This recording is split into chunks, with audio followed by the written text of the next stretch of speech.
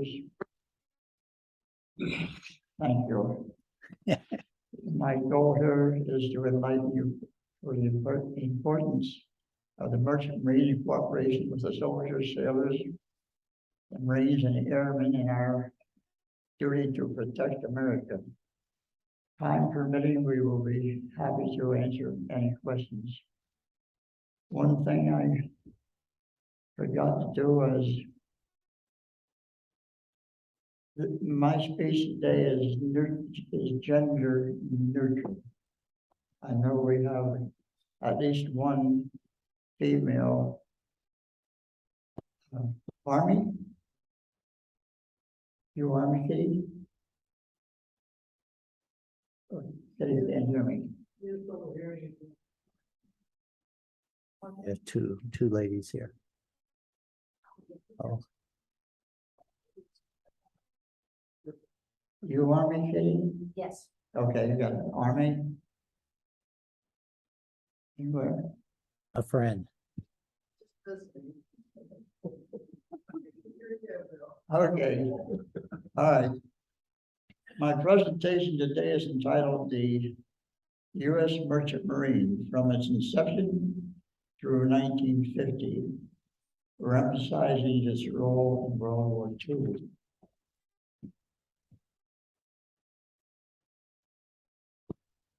The U.S. Merchant Marine was established 247 years ago on July the 12th, 1777, at the beginning of the American Revolutionary War. A group of angry colonists commandeered a merchant ship, armed it, waged war against the British Navy. This became known as the Battle of the Machias and was the first engagement of the Revolution. The role of the Merchant Marine during World War I. One thing, logistics. We didn't do the fighting, but we suffered the consequences of the fighting. But our job was to keep you guys filled with food, tanks, medical assistance, anything that you had to do.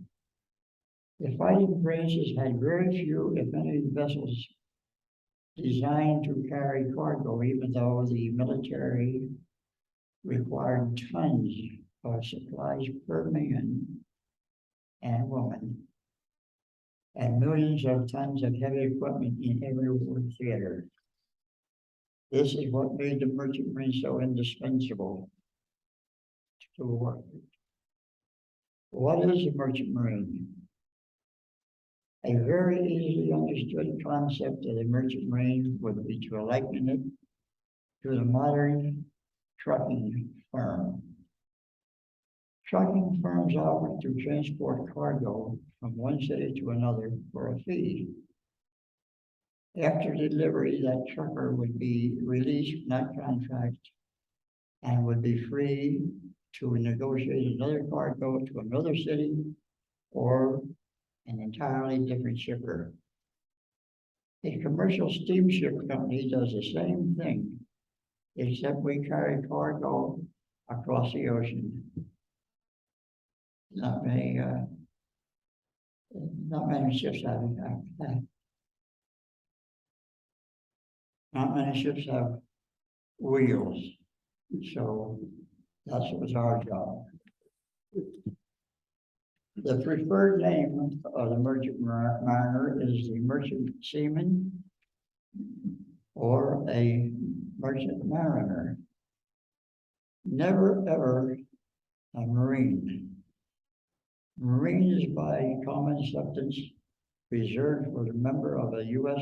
Marine Corps.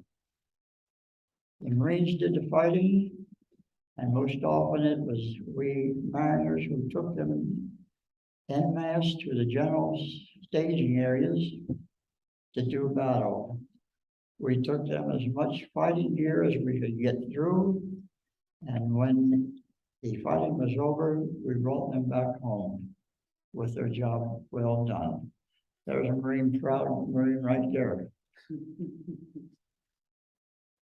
fighting was always under the same flag.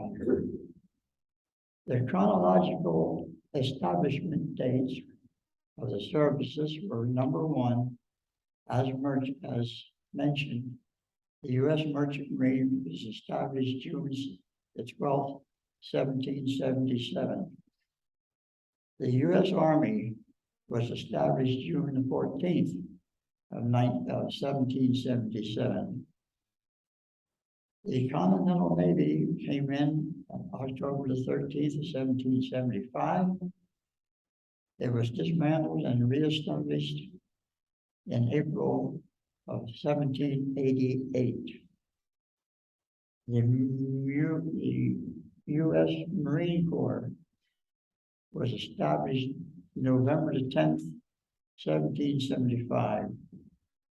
The Coast Guard came in 1790, and finally the U.S. Air Force was established September the 18th, 1947. You got a problem with that, Bill? No.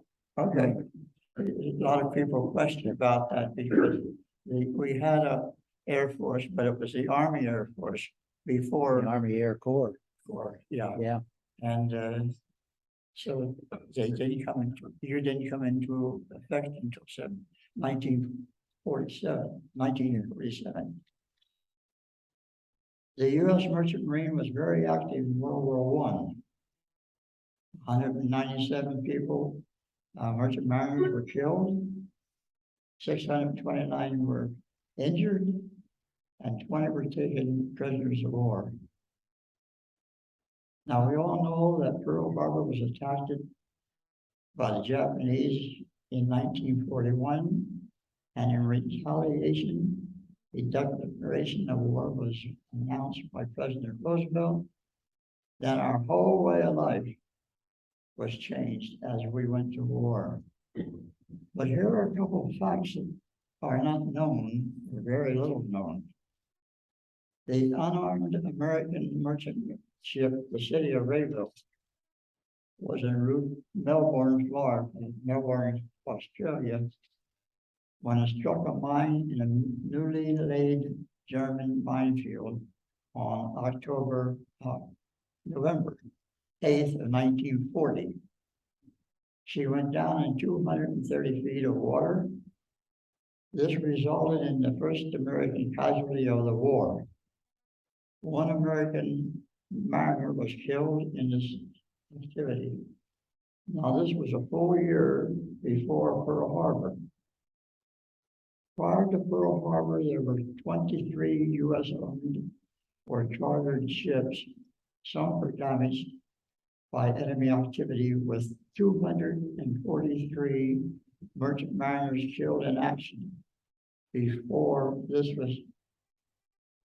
we were technically, while we were technically neutral. During the Great War, it is estimated that the number of merchant seamen grew from 55,000 to 250,000 men. This was in response to the tremendous demand for government for seamen. Of this number, it is estimated that 9,300 seamen lost their lives, and more than 700 were taken prisoners of war. That's both Japanese and German. Over 1,500 merchant ships were sunk during the war. When hostilities were declared, the U.S. was ill prepared. We had been supplying Britain and Russia with all the possible war supplies and commodities for their very existence. This meant that the United States had to proceed 100% in gearing up and restarting factories, gathering workers from the force. We did not even exist in the maritime field at the time. This included charter ships of all flags possible, compulsory chartering of all American ships, enlisting the training of merchant seamen. The warshipping agency was established and eventually was placed under the U.S. Coast Guard and so went to Merchant Marine. After satisfying the national military manpower, the Merchant Marine had to reduce its requirement for entry. There are documented accounts showing that men in their 70s volunteered.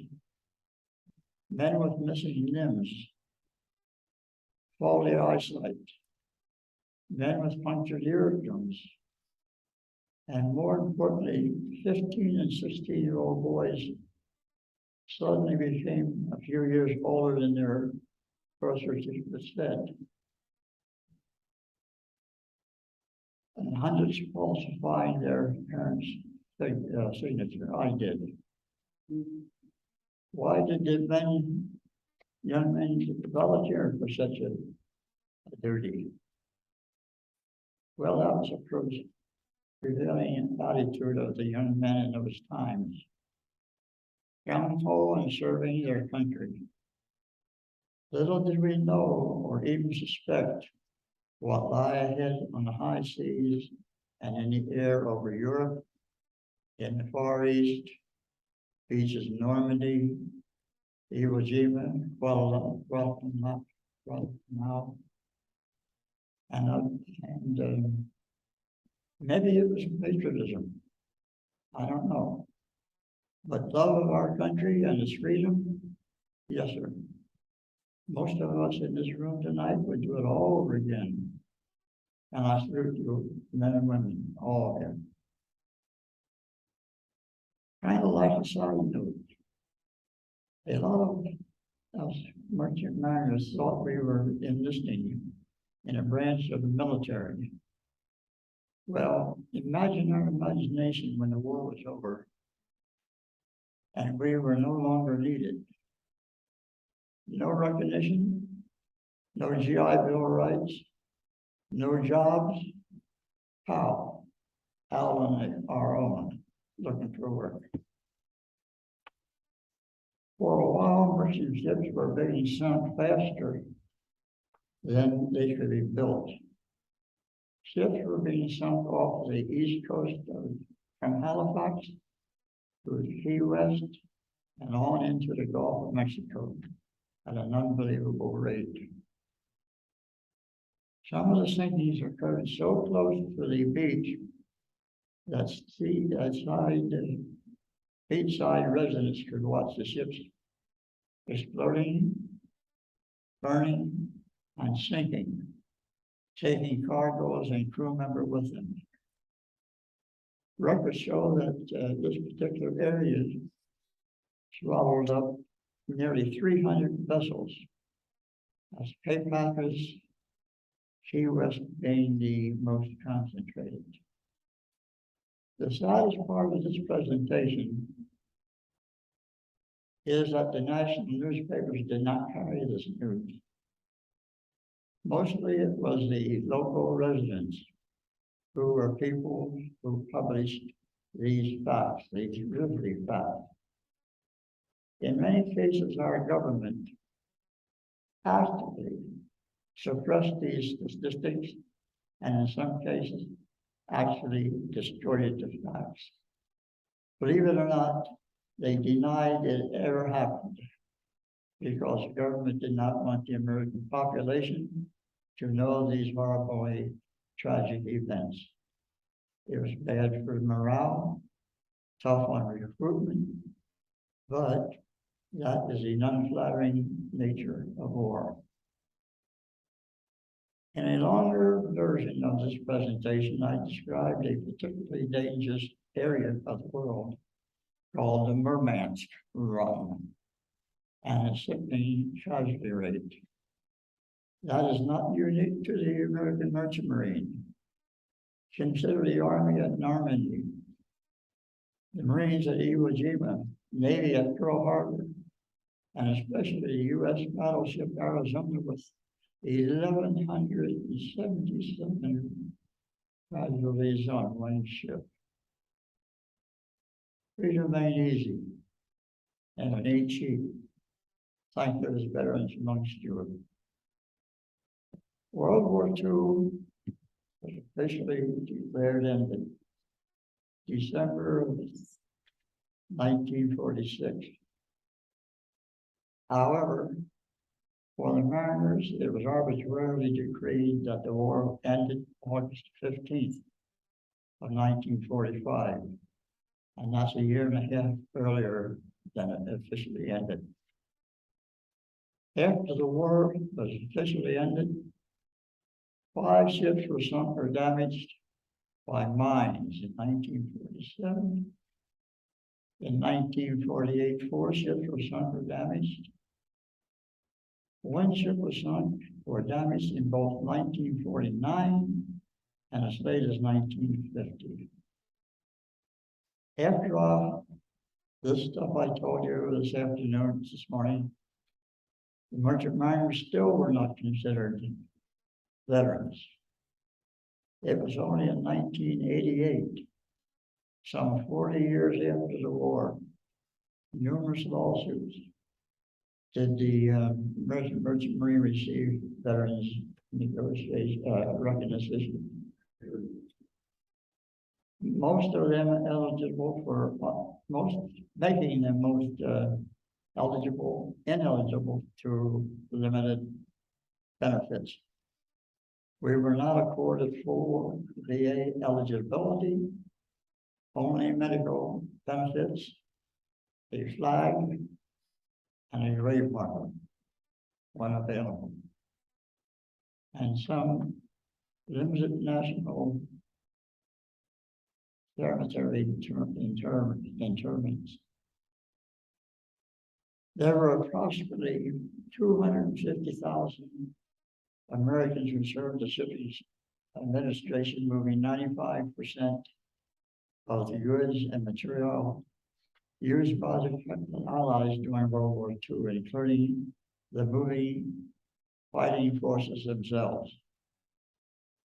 The merchant marine participated in every invasion or retaliatory action made by the USA in every war since 1775. Now, the American people has to know this already.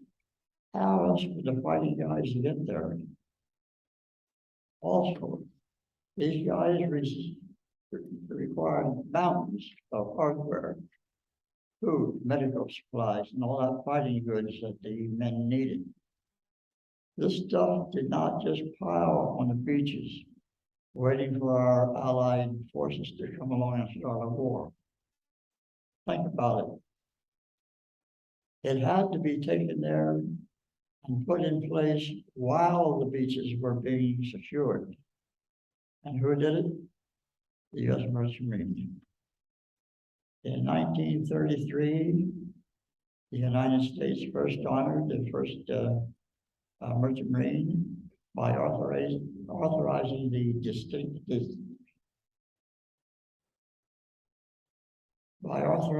designation of May the 22nd as National Maritime Week. It is reaffirmed each year by a presiding president. Sadly enough for us, many calendars still do not even mark that date. I have not spoken about the Merchant Marine POWs, nor the female mariners that were also POWs, nor did I speak of the African American POWs. I did not speak of Walter Winchell and Westbrook Pegler, which many of you people may know, two of the most influential news commentators at the time, maliciously and repeatedly alleging draft dodging, exorbitant pay, gouging, non-patriotism, and anti-government accusations against the mariners. It became so vicious and demoralizing that the mariners subsequently lodged libel charges against the various news services. and were successful in their endeavors to suppress these inaccurate accusations and were later exonerated of all misrepresentation. I'll try it again. Misrepresentation. Yeah. Thank you.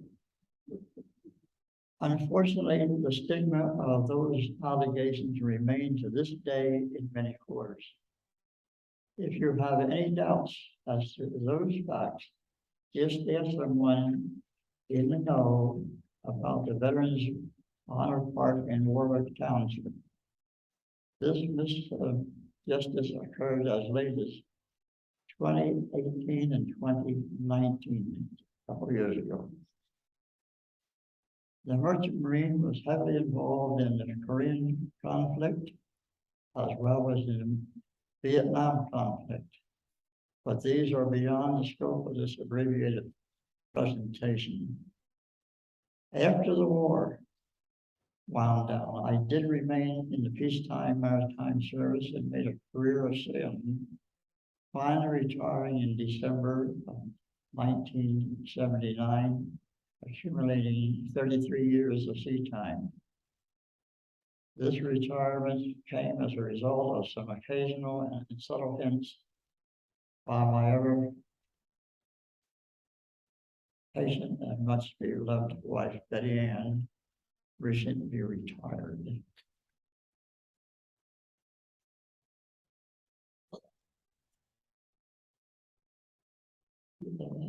How much time do we have? Okay. Yeah. Before I close, I have been Remember, we have some questions when you're ready. Yes.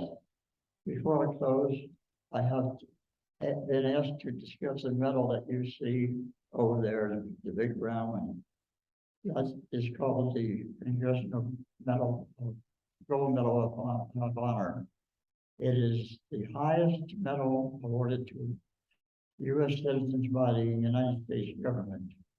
It is awarded only by congressional degree after passing both the House and the Senate. Firstly, let me describe the three most popular medals that the United States. First was a Congressional Gold Medal, founded in 1777.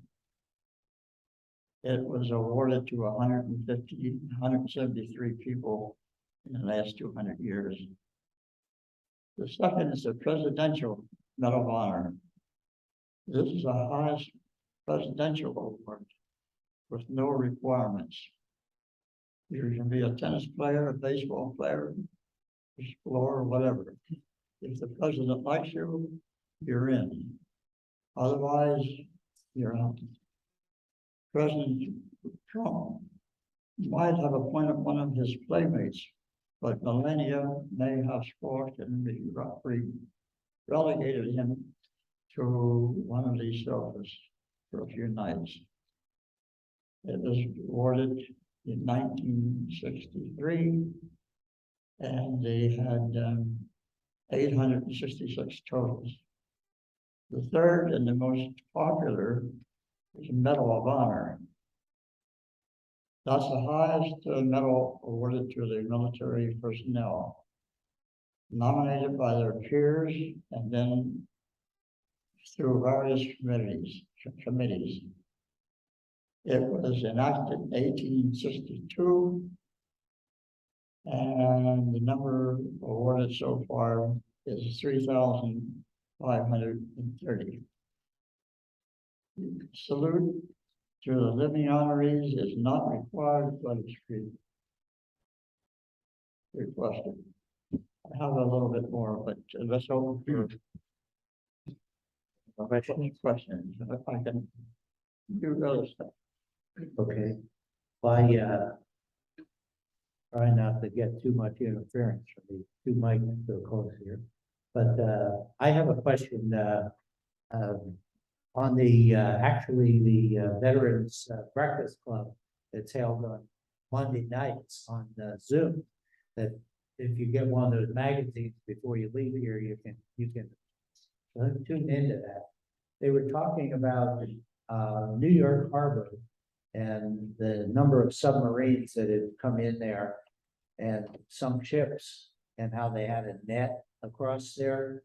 Did you sail out of New York at all? Yes, Talk about that, and how the submarines, I understand the submarines, the wolf packs, when they came in, the German submarines would get inside the convoy, so they could sink more of the merchant ships than like a destroyer or something like that. They'd actually come around and get in behind, and that's how they scored so many hits, was from inside the convoy, and it was a little harder for the folks to get them. yes, you made references to several things there. One was the net. When I was at boot camp, radio officer school, the net came right over to Hoffman Island from Main Shore, and it was movable, so that when several ships would be ready to come in, they would open up the nets and the ships pass through, and then you close it again. The second thing you mentioned was horrible. We were in convoy, sometimes 20 ships, sometimes 100 ships, spreading over masses of water. A submarine pilot would learn where the convoy was, and they would submerge and come through the convoy. The convoy is several ships wide, or even 100 ships wide, and staggered back. So the submarine couldn't come in the front of it and get in the middle of the ships and come down. Right. Now this ship can't fire at the submarine because it may misfire and hit that ship, or couldn't throw death bombs. We couldn't throw death charges because of the vibration may hurt or damage one of the ammunition carrying ship. So we had more than one time have seen ships coming through, and they would circle around usually and get what they called the coffin corner, which was the last ship in the convoy on the left-hand side. Right. For some reason, that was their favorite target, because the ship could just turn around and run. The destroyer or escorts couldn't get them there. That's was the purpose of that. That is a true story. Yeah, they had a really good group of folks on this Veterans Breakfast Club when they spoke about how the submarines, the Germans with their wolf packs, how they got inside the convoys, because the Navy would always be on the outside protecting from torpedoes coming at the side. And so they knew they had to get inside the convoy, and in order to get the more valuable ships with the cargo, the soldiers, and all that. Do we have any questions from out there in the audience? That would you grab a mic there and pass that around? You got to push the button to start it, and then just kind of pass it around. There you go. Oh, that was a depth charge. They're working. What was the service before the Coast Guard was established? Before Yeah, the one George Hamilton, did they start the Internal Revenue Service? Oh the branches of the service now was the Merchant Marine, the Army, Right. the Navy, the Marine Corps, the Air Force, and then the Coast Guard. Right, but before all that, into the Revolutionary War, collecting taxes and, make sure all ships that came into the, continent, then the United States are collecting taxes. So I think George Hamilton had the revenue service, wasn't it? Won't have 3 minutes before the Coast Guard. The revenue service was not a branch of the service. No, not a revenue service, but it was part of the government. that collects taxes. Oh, what, there were hundreds of that type, yes. Whatever. Bill, could you tell us a little bit about your personal experiences at sea? please? I would, but I know, I went to sea, I was in a convoy and all that stuff, but, my mother was a prayer, and she prayed for my safety, and I did not see any action. I was not shot at, I was swore at a lot of times. No action, no, I can't do it, I can't do it. But there certainly were many ports around the world. Well, that would be of no interest.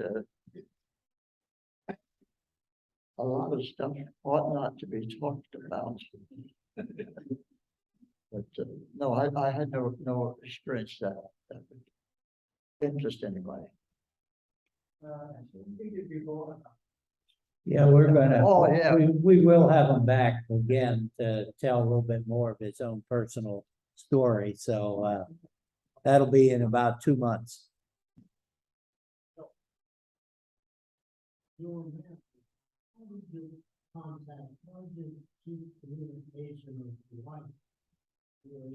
During the war, letters. Only letters. There was no telephone service at the time. And on the ship, I think you're referring to a little bit after the war.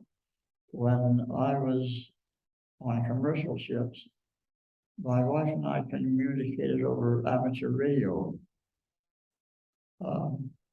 I being on the ship, she had a station at the house, so we could talk back and forth, usually by CW, by Morse code. But during the war, you had to wait till you got into port, and if you got shore leave, you might be able to make a contact. But then again, they didn't. The war administration didn't want civilians ashore to know where certain people were, because that would tell them where that particular ship was. Examples, we went to Italy, and if we contacted our wife ashore, that would indicate that I was on a ship in Italy. They looked up what the ship carried, and then it was worth bombing or anything like that. So we were not allowed to communicate.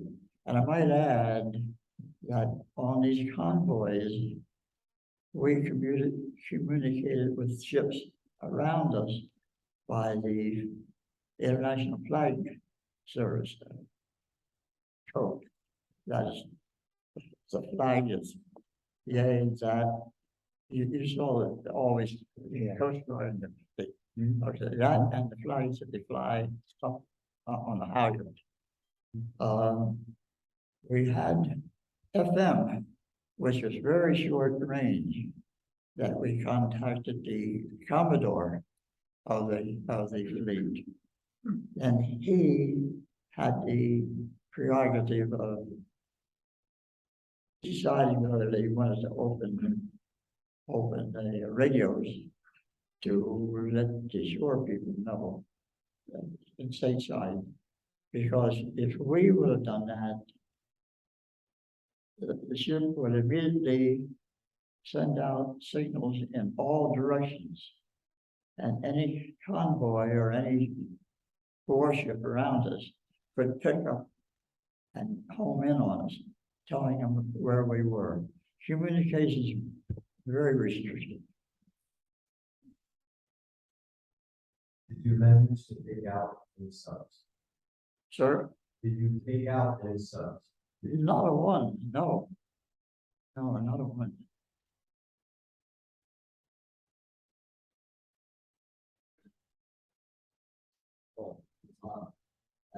Good morning, my name is Jerry Saberman. I spent 3 years in Washington for Now, wait a minute, I'm not, you understand, What's that? you understand what he said? Yeah, he 30 years on a ship. what I wanted to say, Jerry was, Stabley. the big thing about the working, Americans was the development of the basic radar, which took place, and before that, the during book nights, had programs on these guys. On the no way of detecting these, submarines. We have the Navy, but when the basic radar came out, was that, the English people developed a magnetron, which they sent over here to MIT, and we developed the basic radar, which we put on TV lines, and went on and looked for time out. And they were selling a plane out, and we were involved in the picture. But that's the biggest thing that happened with regard to the convoy. Up to that point in time, Bill and his friends that were just very rough. We had no way of detecting these submarines. The Navy was there, but lots of times it was after the fact that the ship was going up and forward against the top. Anyway, that was very basic thing. Helpful was this basic which was done really developed here the help of the industry. That means any part of it to administration and office that they are. I have to take all my hands to largely reading guys. They were really they were board ship, they had the home language to autonomous. They couldn't use it at all properly.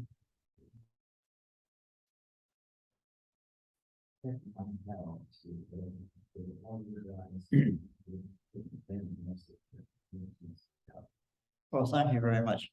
I got one basic subject there, and that was a radar. The radar did not come into effect until around 1940, early 40s. Mm-hmm. And It was after that. It was someplace in 44 that radar was really developed. He's saying 44. Okay. Go ahead, Mike.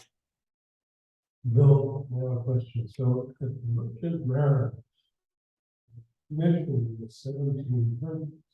Why weren't they recognized until 1950? that had to do with politics. And money.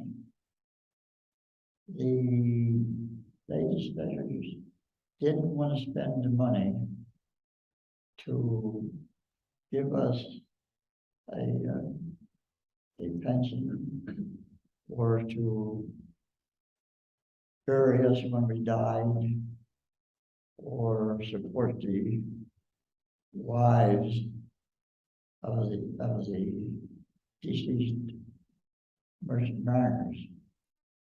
But they did for the Army, Navy, all the other 5 groups. They received mortgage help. They received education. And all that stuff amounted to billions of dollars. And 255,000 people, well, no, deceased, or 9,000, 9,000 times a couple million a year is a sizable amount of money, and they didn't want to do that. Then we had people that, couple of the animals, trying to think of the names anymore, but they did not want to recognize the merchant seamen as seamen. Walter Winchell and Westport were instrumental in spreading the word how the drunkard, the drunken merchant marine was seen lying on the street. Well, that is true in any branch of the service. There are those that do not conduct themselves in a military manner, but it was all politics. And we waged verbal war against the government until 1988, when there was enough information was passed around to the public that the public demanded that we be included, and that's how in 1988 section 95-202 was the law that made us veterans, active veterans, because a lot of people, the word active veterans lifted a lot of people's hair.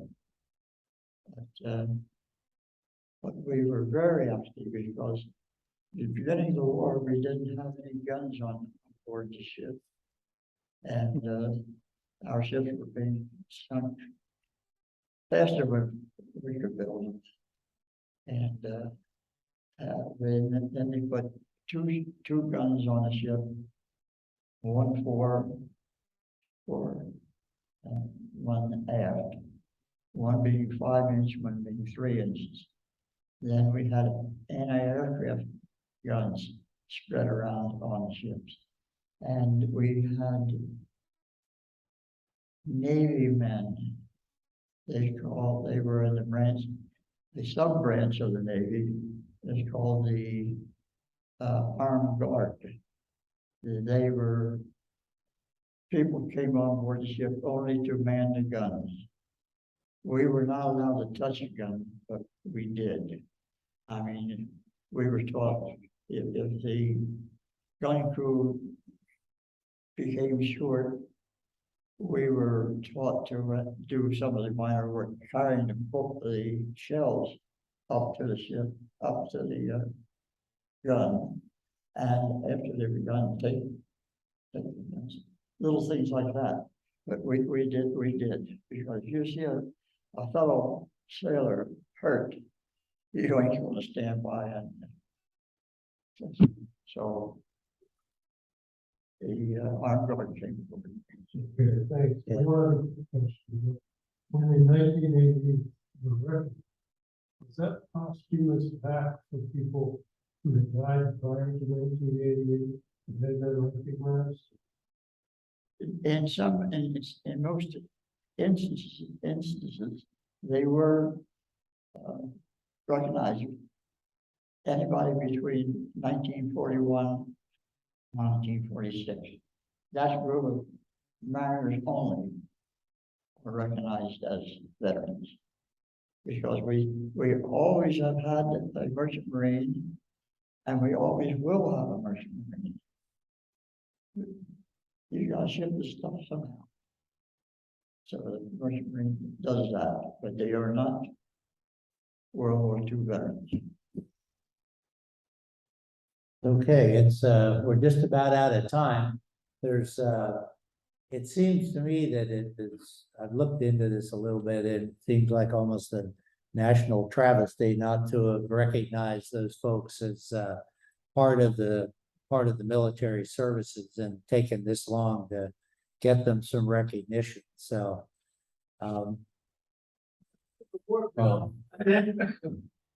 Question, after the war, Bill, what was your job at Fort Pitt? I was a communication officer.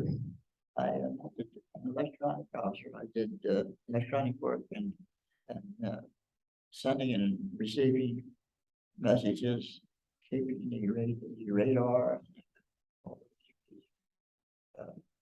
we're going to have another session with Bill, and that's what he's going to talk more about. So hopefully it'll be a part of a little bit of a video that we've captured. He's got several videos and that are out there at the World War II Museum in New Orleans, and also a local one where PCN interviewed him here. And so we're gonna try and put those in, or at least one of those in, and then talk a little bit more about his actual service and what he did, and what kept him on the sea for 30 years. After spending that many decades serving the country, I'm sure you know. I would like to, in the future, this ship was sunk and the submarine came up after it was sunk and shelled all the lifeboats, and some of them died and some didn't. And the important part was that two guys that I'm speaking of were from Lancaster. They lived up on the Cottage Hill. So, and that is more Yeah, interesting. take time to look at some of the books here and the artifacts over there on the table before you leave, if you can. And I want to thank everybody for coming today. I want to certainly thank Bill for having been here. We actually were able to get BV to work with me, and we came up with a certificate of appreciation for our speakers now. So we have a nice little certificate here for Bill. Thank you for your time, and we can add a few of those up when the next time you come back. You don't have to duplicate them. This thought is. Thank you very much.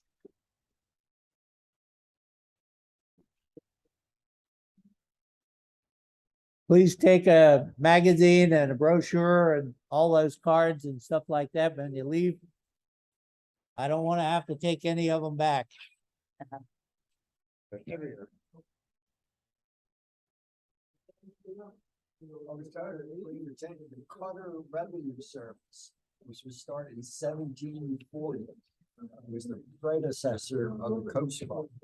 Started by